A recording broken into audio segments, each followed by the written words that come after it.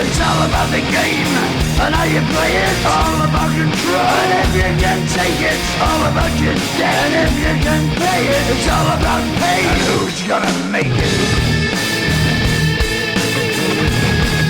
It's time to play the game.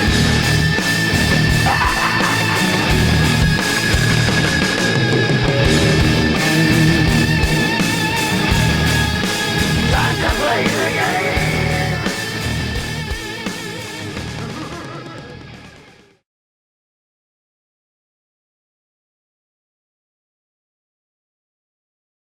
Welcome back to Reboot, the show that dares to ask the question, hey, what if the programs in your computer could poop? While Reboot would come to be known as this relatively serious, relatively dark, continuity-heavy action show, that was a long time coming. For most of its first 2 seasons, the show was really struggling to find a mode for itself that really worked, and these early episodes tended to fall into 2 categories.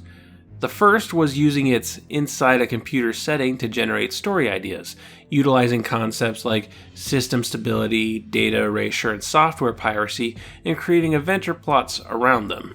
The other was to just have silly, stock Saturday morning kids show plots that just happen to take place in a computer, usually involving characters acting unreasonably stupid and the occasional fart joke.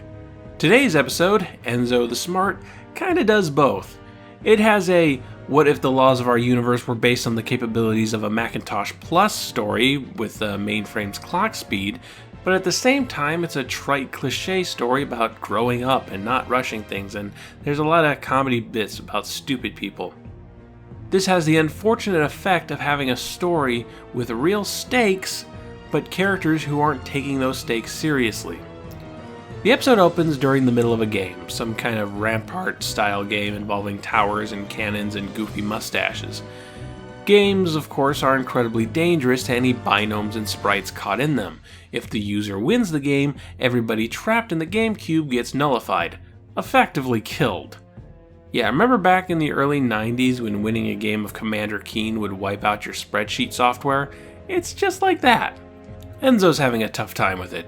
Just when he thinks he's got a beat on the user and he's breaking out the super mega death balls, he forgets to adjust for the added weight and the cannonball goes nowhere. Meanwhile, Bob manages to beat the game with a very precise shot from his little pea shooter. Enzo's pretty bummed about his poor performance, but that raises a good question. Why is Enzo even a part of these games? He's young, he hasn't completed whatever counts as schooling in mainframe. I don't see why he's considered a positive contribution to beating any game. Nor do I understand why Dot is so okay with putting her little brother at risk like this. I hope your confidence in his abilities don't come back to haunt you. In fairness, citizens running around all willy-nilly in these games is something the show eventually addresses during Reboot's let's look at everything at the show that doesn't make sense and lampshaded period. So Enzo wants to get smarter. He wants to be on top of things the next time a GameCube rolls around. So he goes to Fong for advice. Which of course means a game of Pong, though I'm surprised Fong bothered. So, what is it this time? An orphanage burning down? A plague rolling through the streets? Oh, you just want to get smarter? So it's not an emergency I can delay you from solving with my idiotic game? Well, screw you, we're playing it anyway. Enzo loses, but Fong takes pity on him and decides to help the kid anyway. It's almost as if the Pong game is meaningless. Yada yada yada. I stopped giving a crap about this place years ago. I pray for the day you idiots burn it to the ground.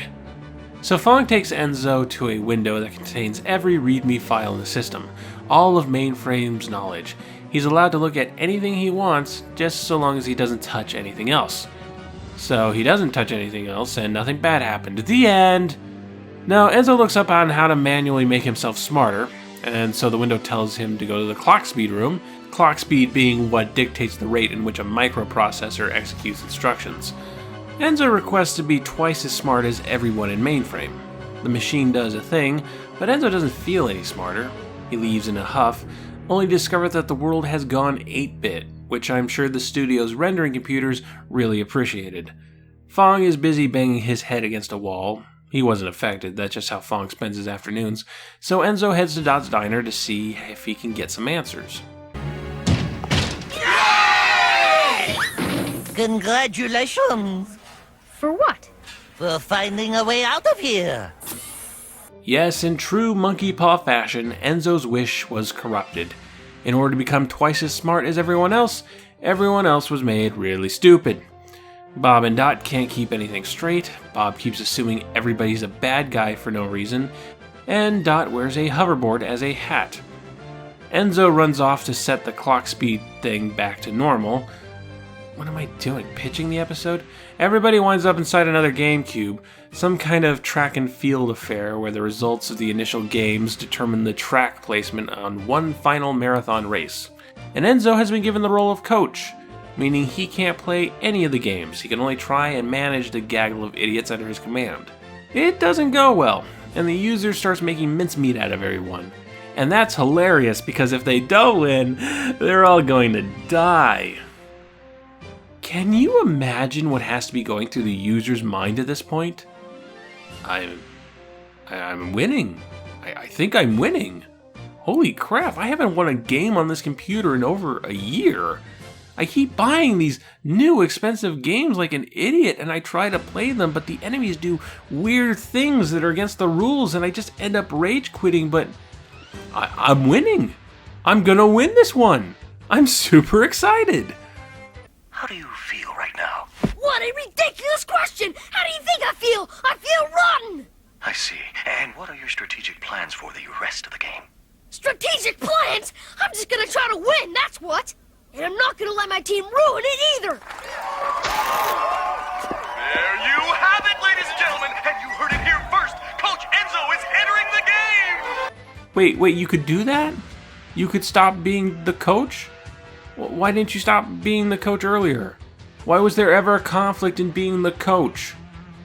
So Enzo races the user in the final event, which, well, everything before this was pretty standard Olympic game stuff. Shot puts, pole vaulting, basketball, normal stuff. This final race?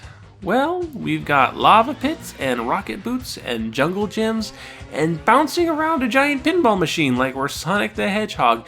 What is this? Was this advertised on the game box? Did the user think he was getting a pretty standard sports game only to find this at the end?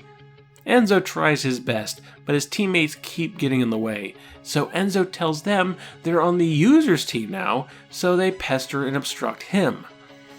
What? No, that's against the rules. They're doing it again. These games are haunted. They won't let me win. This is supposed to be Enzo finally being smart, but this episode doesn't seem to know the difference between knowledge and problem solving.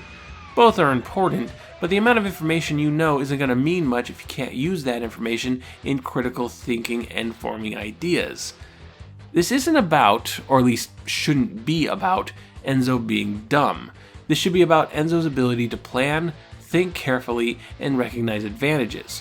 Which I argue he only does at the end because the rules of this game are so lax that you could probably bring a gun and just shoot the user right there on the track. With the game done, Enzo returns to the clock speed room and returns things to normal. You might expect Fong to be upset about this. He explicitly told Enzo not to touch anything. Fong! I hope you learned you should always pay attention to the road signs. What in the network are you talking about? Shortcuts lead to dead ends, my son. Wait a minute. You knew all along, didn't you? What? Were you talking to me? Oh, don't you dare give me that cutesy bullcrap, Fong. You let this irresponsible kid play with what amounts to a god machine just so that you can make some kind of point about patience? People could have died!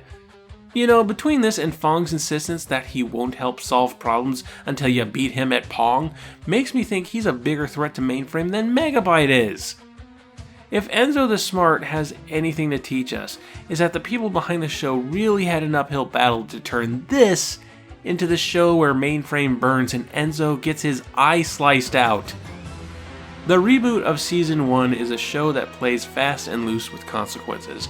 There's rarely any real danger, and when there is, our protagonists don't treat it as such. And that's fine if this was Looney Tunes. Mainframe Entertainment was in their right to make a goofy kids show with no real stakes. It's only when reflecting on where the show eventually winds up that the creative decisions made here seem poorly thought out. Sure, hindsight is 20/20, and nobody then knew where this show would end up. I would probably find Enzo the Smart more fun back during its original broadcast when the show wasn't aiming for complex storytelling. There is obviously a space for silly, irreverent shows. I'm not asking this of Rocko's Modern Life or Animaniacs, but the contrast is there, and the contrast ultimately hurts this episode and much of the first 2 seasons.